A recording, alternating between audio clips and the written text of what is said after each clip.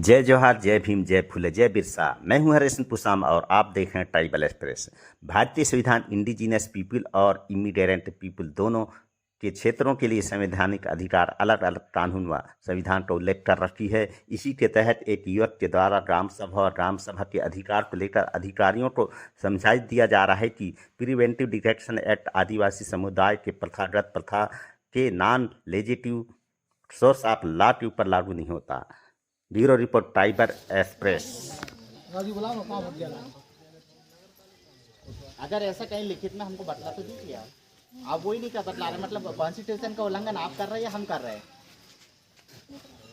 संतोषजनक जवाब आप दे ही नहीं पा रहे।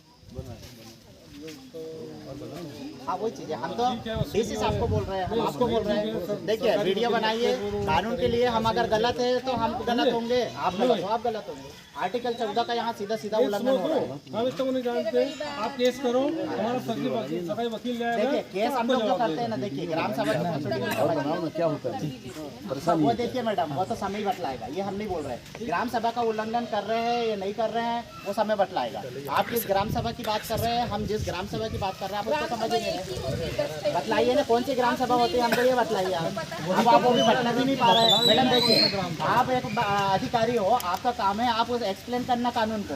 एक्सप्लेन तो कीजिए, शब्दों का इंटरप्रिटेशन तो कीजिए आप। तो मैं आपको बतला रहा हूँ, आप सुनना नहीं चाह रहे उसको, मैं तो आपको बतला रहा हूँ। आप ग्राम सभा का इंटरप्रिटेशन कीजिए, ग्राम सभा पे एक्सप्लेन कीजिए। ग्राम सभा क्या होती है हम सुन रहे हैं ना आपसे, आप इंटरप्रिटेशन कीजिए ग्राम सभा का, या फिर हम बतला रहे हैं हमारा आप सुन लीजिए। ग्राम सभा वही मैं बतला रहा हूँ, ऐसा पूछिए ना, हम आपको एक्सप्लेन कर रहे हैं। मुकदम की नियुक्ति सुनिए, मैं आपको बतला रहा हूँ। अनुच्छेद 13 का खंड 1 संविधान में क्या बोलता है आप सुन लीजिए। मैं बतला रहा हूँ आपको, एक्सप्लेन कर रहा हूँ मैं आप लोगों को।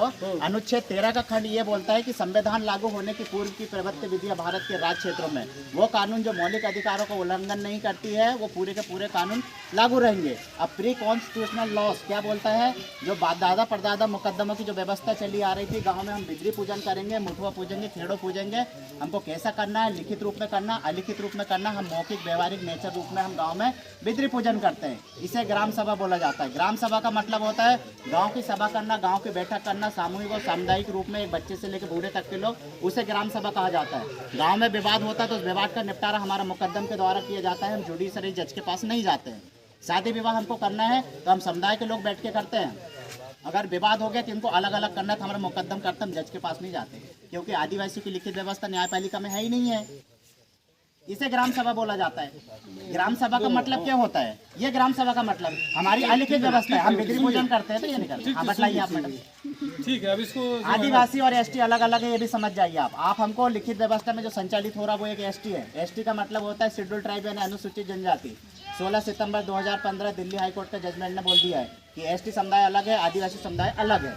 हम आदिवासी, हम एसटी लोग नहीं है, हम इंडिजिनियस पीपल है, यहाँ के इमिग्रेंट पीपल नहीं है। ये हमारे अगर आप बोल रहे हैं कि आप एसटी हो, आप इंडिजिनियस नहीं हो, हमारा कानून आपके ऊपर लग रहा है तो लिखित में दे दीजिए आप। हम तो आपसे ये बात कर रहे हैं, ये तो संवैधानिक। अगर हम गलत हैं, अपनी अपनी अथॉरिटी होती है, हम मानते हैं। देखिए आपका भी पावर है, यहाँ ग्राम सभा के भी पावर है, आप समझ नहीं रहे बोल रहे हैं ना जी। संविधान